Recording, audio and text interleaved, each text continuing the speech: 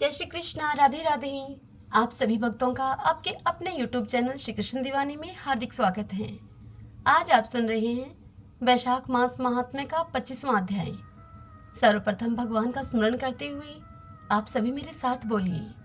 शांताकारं भुजगशयनं पद्मनाभं सुरेशं विश्वधारं गगनसदृशं मेघवर्णं शुभांगं लक्ष्मीकान्तं कमलनयनं योगिभिर्दयानगमयं वन्दे विष्णुं भवभयहरं सर्वलोकैकनाथम्। ओम नमो भगवते वासुदेवाय। ब्राह्मण ने धर्मराज से पूछा, हे धर्मराज, वैशाख मास में प्रातःकाल स्नान करके एकाग्रचित हुआ पुरुष भगवान माधव का पूजन किस प्रकार से करे? आप इसकी विधि का हमसे वर्णन करें। तब धर्मराज ने कहा कि हे ब्राह्मण, पत्तों की जितनी जातियां हैं उन सब में तुलसी भगवान श्री विष्णु को अधिक प्रिय है। पुष्कर आदि जितने भी तीर्थ हैं, गंगा आदि जितनी नदियां हैं तथा वासुदेव आदि जो जो देवता हैं, वे सभी तुलसी दल में निवास करते हैं। अतः तुलसी सर्वदा और सब समय भगवान श्री विष्णु को प्रिय है। कमल और मालती का फूल छोड़कर तुलसी का पत्ता ग्रहण करें और उसके द्वारा भक्ति पूर्वक माधव की पूजा करें। उसके पुण्य फल का पूरा पूरा वर्णन करने में शेष भी समर्थ नहीं है। जो बिना स्नान किए हुए देव कार्य या पितृ कार्य के लिए तुलसी का पत्ता तोड़ता है, उसका सारा कर्म निष्फल हो जाता है तथा वह पंचगव्य पान करने से शुद्ध होता है। जैसे हरेर बहुतेरे रोगों को तत्काल ही हर लेती है, उसी प्रकार तुलसी दरिद्रता और दुख भोग आदि से संबंध रखने वाले अधिक से अधिक पापों को भी शीघ्र ही दूर कर देती है। तुलसी काले रंग के पत्तों वाली हो या फिर हरे रंग की, उसके द्वारा श्री मधुसूदन की पूजा करने से प्रत्येक मनुष्य, विशेषतः भगवान का भगत, नर से नारायण हो जाता है। जो पूरे वैशाख भर तीनों संध्याओं के समय तुलसी दल से मधुवंता श्रीहरि का पूजन करता है, उसका पुनः इस संसार में जन्म नहीं होता। फूल और पत्तों के न मिलने पर अन्न आदि के द्वारा दान, गेहूं, चावल अथवा जौ के द्वारा भी सदा श्रीहरि का पूजन करें। तत्पश्चात सर्वोदयमय भगवान विष्णु की प्रदक्षिणा करें। इसके बाद देवताओं, मनुष्यों, पितरों तथा चराचर जगत का तर्पण करना चाहिए। पीपल को जल देने से दरिद्रता, कालकर्णी अर्थात एक तरह का रोग होता है, यह कालकर्णी, दोहसौपन, दुश्चिंता तथा संपूर्ण दुख नष्ट हो जाते हैं। जो बुद्धिमान पीपल के पेड़ की पूजा करता है, उसने अपने पितरों को तृप्त कर दिया है, भगवान विष्णु की आराधना कर ली और संपूर्ण ग्रहों का भी उसने पूजन कर लिया। अष्टांग योग का साधन स्नान करके पीपल के वृक्ष का सिंचन करना तथा श्री गोविंद का पूजन करने से मनुष्य कभी दुर्गति को नहीं प्राप्त होता। जो सब कुछ करने में असमर्थ हो, वह स्त्री या पुरुष यदि पूर्वोक्त नियमों से युक्त होकर वैशाख की त्रयोदशी, चतुर्दशी और पूर्णिमा इन 3 दिन भक्ति से विधि पूर्वक स्नान कर ले तो सब पापों से मुक्त होकर अक्षय स्वर्ग का उपभोग करता है। जो वैशाख मास में प्रसन्नता के साथ भक्ति पूर्वक ब्राह्मणों को भोजन कराता है तथा 3 रात तक प्रातःकाल एक बार भी स्नान करके संयम और सोच का पालन करते हुए श्वेत या काले तिलों को मधु में मिलाकर 12 ब्राह्मणों को दान देता है और उन्हीं के द्वारा स्वस्ति वाचन कराता है तथा मुझ पर धर्मराज प्रसन्न हो, इस उद्देश्य से देवताओं और पितरों का तर्पण करता है, उसके जीवन भर के किए हुए पाप तत्काल नष्ट हो जाते हैं। जो वैशाख की पूर्णिमा को मणिक अर्थात मणिक मटके को कहा जाता है, मणिक जल के घड़े, पकवान या स्वर्ण में दक्षिणा दान करता है, उसे अश्वमेध यज्ञ का फल मिलता है। इस विषय में एक प्राचीन इतिहास कहा जाता है, जिसमें एक ब्राह्मण का महान वन के भीतर प्रेतों के साथ संवाद हुआ था। मध्य प्रदेश में एक धन शर्मा नामक ब्राह्मण रहा करता था। उस ब्राह्मण में पाप का लेश मात्र भी नहीं था। एक दिन वह कुश आदि के लिए वन में गया। वहां उसने एक अद्भुत बात देखी। उसे 3 महाप्रेत दिखाई दिए, जो कि बड़े ही दुष्ट और भयंकर थे। धन शर्मा उन्हें देखकर डर गया। उन प्रेतों के केश ऊपर की ओर उठे हुए थे, लाल लाल आंखें, काले काले उनके दांत और उनका सूखा हुआ पेट था। धर्म शर्मा ने उन्हें देखकर उनसे पूछा कि तुम लोग कौन हो? यह नार की अवस्था तुम्हें कैसे प्राप्त हुआ? मैं भय से आतुर और दुखी हूँ, दया का पात्र हूँ, आप मेरी रक्षा करें। मैं भगवान विष्णु का दास हूँ। मेरी रक्षा करने से भगवान तुम लोगों का भी कल्याण करेंगे। भगवान विष्णु ब्राह्मणों के हितैषी हैं। मुझ पर दया करने से वे तुम्हारे ऊपर संतुष्ट होंगे। श्री विष्णु का अलसी के पुष्प के समान श्याम वर्ण है। वे पीतांबरधारी हैं। उनका नाम श्रवण करने मात्र से सब पापों का क्षय हो जाता है। भगवान आदि और अंत से रहित, शंख चक्र एवं गदा धारण करने वाले, अविनाशी, कमल के समान नेत्रों वाले तथा प्रेतों को मोक्ष प्रदान करने वाले हैं। यमराज कहते हैं आगे कि हे ब्राह्मण, भगवान विष्णु का नाम सुनने मात्र से ही वे पिशाच संतुष्ट हो गए। उनका भाव पवित्र हो गया। वे दया और उदारता के वशीभूत हो गए। ब्राह्मण के कहे हुए वचन से उन्हें बड़ी प्रसन्नता हुई थी। उन ब्राह्मण धन शर्मा के पूछने पर वे प्रेत उनसे इस प्रकार बोले। प्रेतों ने उनसे कहा कि हे विप्र, तुम्हारे दर्शन मात्र से तथा भगवान श्री हरि का नाम सुनने से हम इस समय दूसरे ही भाव को प्राप्त हो गए हैं। हमारा भाव बदल गया है। हम दयालु हो गए हैं। वैष्णव पुरुष का समागम निश्चय ही पापों को दूर भगाता है, कल्याण से संयोग कराता है तथा शीघ्र ही यश का विस्तार करता है। अब हम लोगों का परिचय सुनो तुम। यह पहला कृतघ्न नाम का प्रेत है। इस दूसरे का नाम विधयवत है और मैं तीसरा हूँ। मेरा नाम अवैशाख है। हम तीनों में अधिक पापी मैं हूँ।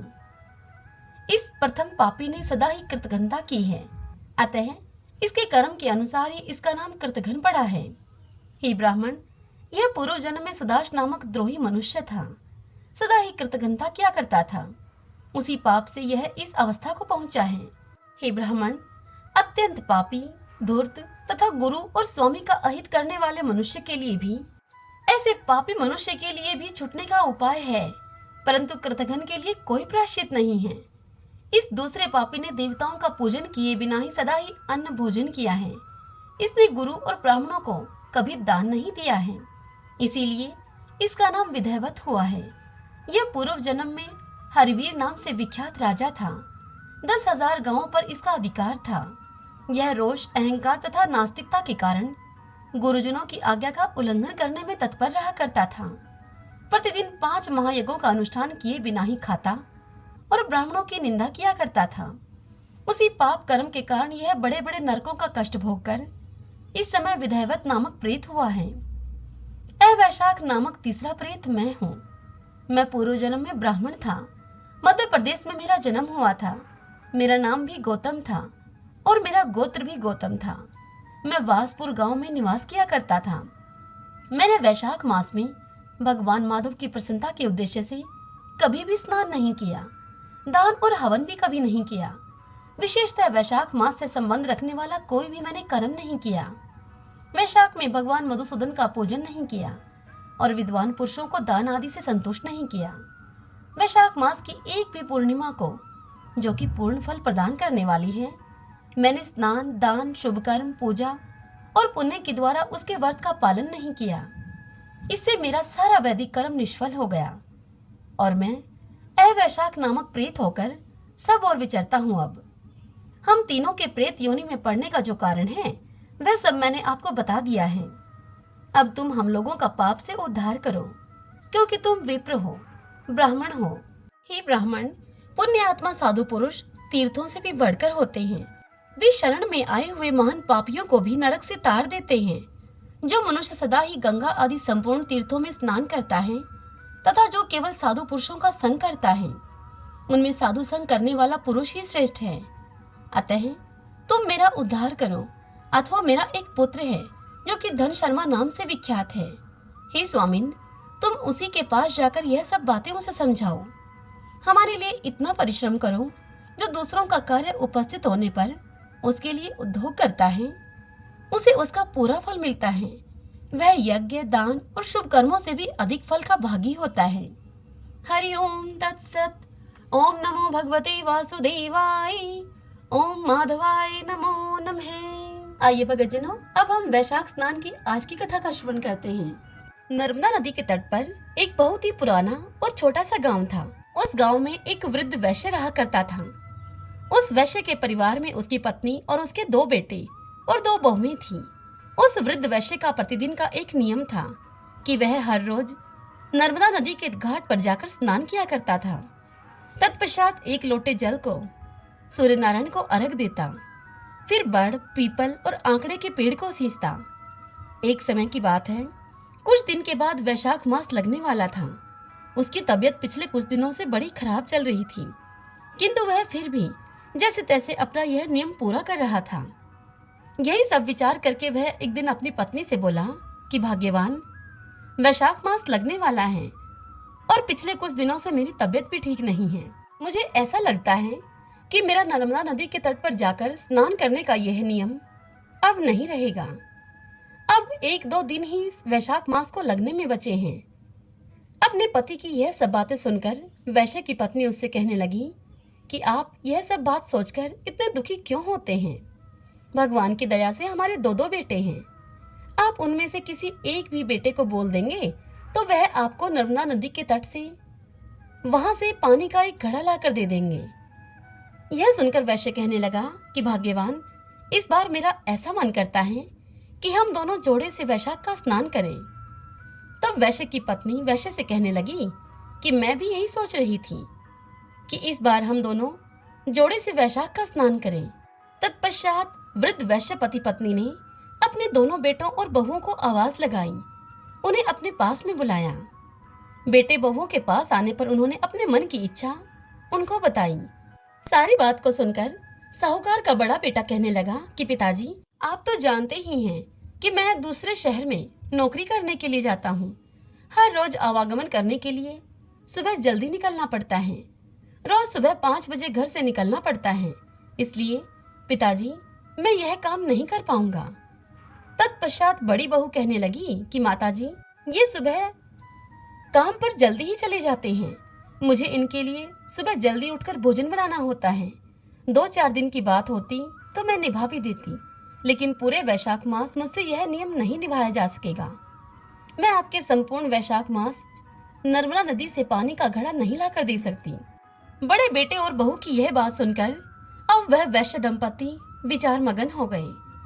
तब उन्हें उनका छोटा बेटा और बहू कहने लगे कि माँ, पिताजी, आप चिंता मत कीजिए, हम दोनों आप दोनों के लिए नर्मदा नदी से पानी का एक एक घड़ा लाकर दे देंगे। आप दोनों अवश्य ही वैशाख का स्नान कीजिए। ऐसा बोलकर वैश्य के दोनों बेटे और बहुएं अब अपने अपने कमरे में चले गए। तत्पश्चात वैश्य दंपति का छोटा बेटा अपनी पत्नी से कहने लगा कि सुशीला, मेरे मन में एक विचार आ रहा है। तब उसकी पत्नी बोली कि बताइए।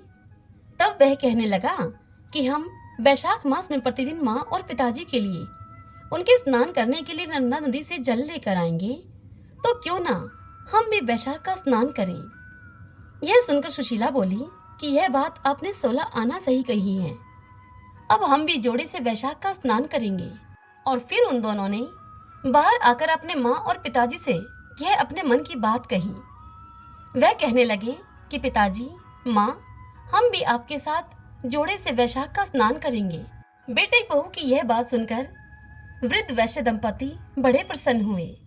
अब क्या था, वैश्य के बेटा और बहू सुबह 4 बजे उठकर नर्मदा के घाट पर पहुंच गए।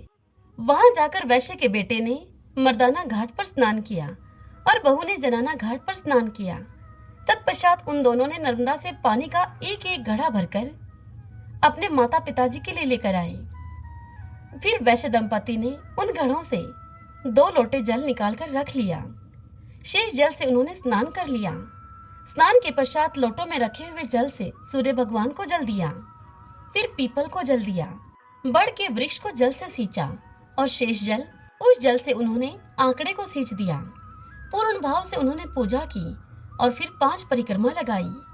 पहले के जमाने के लोग अपने घरों के आंगन में, घरों के बाहर नीम, बड़, पीपल, आंकड़े आदि पेड़ों को लगाए रखते हैं। कहीं कहीं तो गाँव में यह सब हमें आज भी देखने को मिल जाता है। फिर उस वैश्य दंपति के स्नान, पूजा और परिक्रमा करने के पश्चात उनके छोटे बेटे की बहू सुशीला उन दोनों के कपड़ों को धोती और उन कपड़ों को घर के आंगन में सुखा देती और फिर उन्हें चाय बनाकर पकड़ा देती। फिर उनके लिए वह भोजन बनाती। इस प्रकार पूरा वैशाख मास अब बीत गया। अब वैशाख पूर्णिमा का दिन आया। तब वैश्य दंपति अपने छोटे बेटे और बहू से कहने लगे कि तुम दोनों ने भी हमारे साथ वैशाख का स्नान किया है। वैशाख स्नान के संपूर्ण फल को पाने के लिए हमें जोड़े से 2 ब्राह्मण और ब्राह्मणी को उन्हें भोजन खिलाना चाहिए। फिर वह बहू से बोले कि बेटा, कल तुम बड़ा भोजन अर्थात सब्जी, पूरी, खीर, हलवा, कचौरी, मालपुआ आदि सब बना लेना। सब भोजन शुद्ध एवं स्वादिष्ट हो। हम उन्हें ब्राह्मण ब्राह्मणी के जोड़े को भोजन करवाएंगे, कपड़े और दक्षिणा आदि भी देंगे। इसलिए कल तुम गांव से 2 ब्राह्मण उनकी पत्नी के सहित उन जोड़ों को निमंत्रण देकर अपने साथ बुला कर ले आना।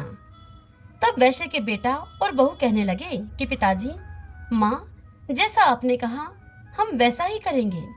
तत्पश्चात अगले दिन वृद्ध वैश्य के छोटे बेटे की बहू सुशीला सुबह जल्दी उठकर सभी स्वादिष्ट भोजन बनाने लगी और फिर भोजन बनाने के पश्चात वह गांव से 2 ब्राह्मण और ब्राह्मणी के जोड़ों को बुलाने के लिए चली गई। सुशीला अभी आधे रास्ते में ही पहुंची थी कि उसे उसके सामने से आते हुए 2 ब्राह्मण और 2 ब्राह्मणी दिखाई दिए।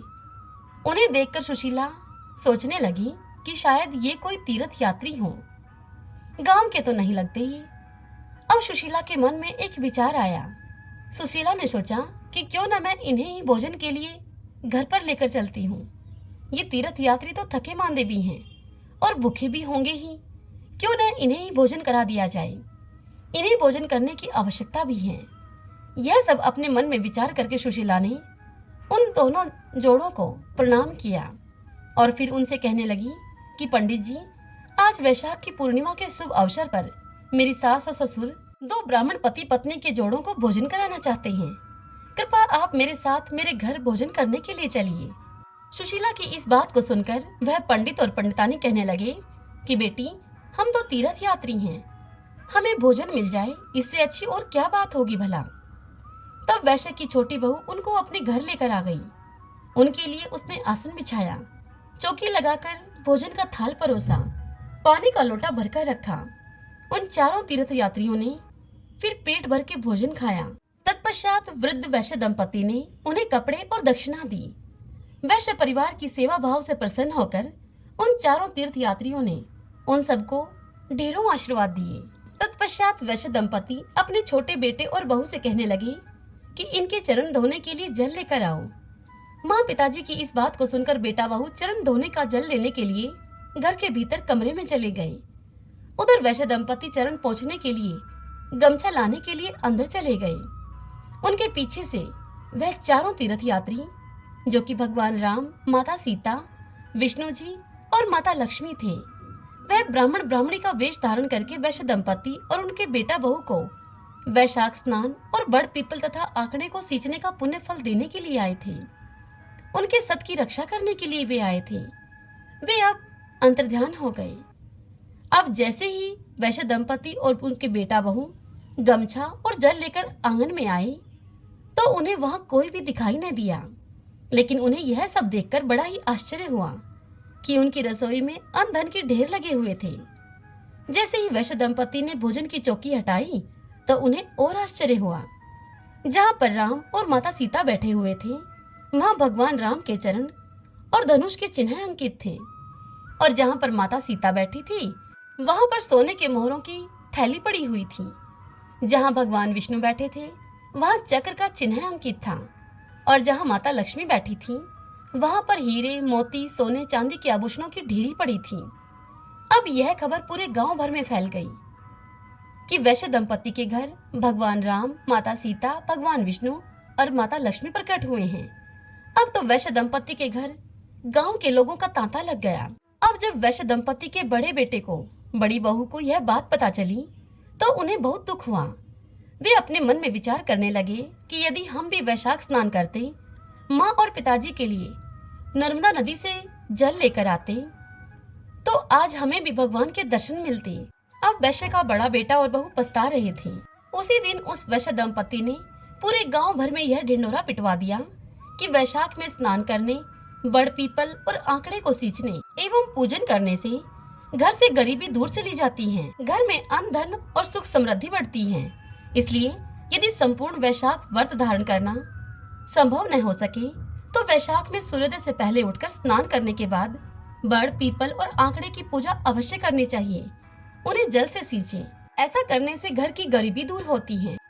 हे मेरे बड़ पीपल और आंकड़े में वास करने वाले देवता, हे मेरे वैशाख देवता, जैसा सुख आपने वैश्य दंपति और उसके छोटा बेटा बहू को दिया, वैसा ही सुख जो आपका कोई पूजन करे इस मास में, उन सब को देना। आपकी यह कथा जो भी कहे सुने हुकारा भरे, उन सब को सुख देना, उनकी सबकी दरिद्रता को दूर करना, सभी की मनोकामनाओं को पूर्ण करना। सभी बोलिए वैशाख देव भगवान विष्णु की जय। तो आइए भगवान के इन नामों को 5 बार बोलते हुए संकीर्तन करते हैं। श्री कृष्ण गोविंदे हरि मुरारी, हे नाथ नारायण वासुदेव। श्री कृष्ण गोविंदे हरि मुरारी, हे नाथ नारायण वासुदेव। श्री कृष्ण गोविंदे हरि मुरारी, हे नाथ नारायण वासुदेव। श्री कृष्ण गोविंदे हरि मुरारी, हे नाथ नारायण वासुदेव। श्री कृष्ण गोविंदे हरि मुरारी, हे नाथ नारायण वासुदेव। सभी बोलिए विष्णु भगवान की जय। श्री राधा कृष्णाभ्याम नमो नमः।